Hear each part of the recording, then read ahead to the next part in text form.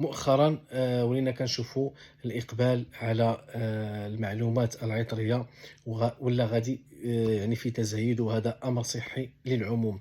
ولينا الناس كيسولوا ما هي العطور الصناعية وما هي العطور الطبيعية.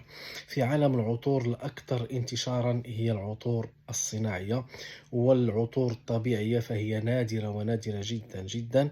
علاش؟ لأنها مكلفة جدا. فالعطور الصناعية لا تخلو حتى في عطور النيش أو العطور الفي اي بي.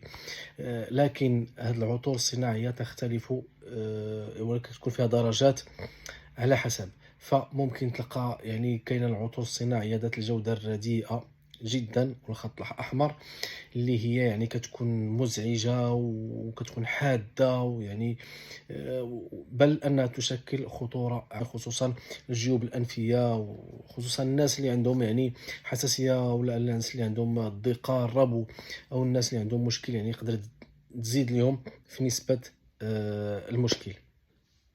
بينما كاين عطور ولو أنها هي صناعية فكتكون الجودة ديالها جيدة أو ممتازة إن صح التعبير.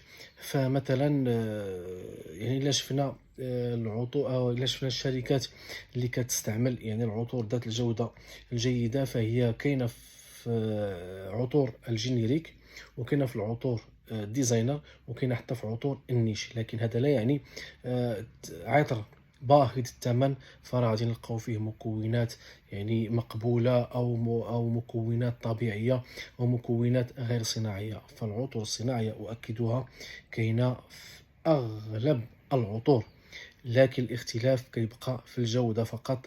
ولا نعود في الموضوع إن شاء الله.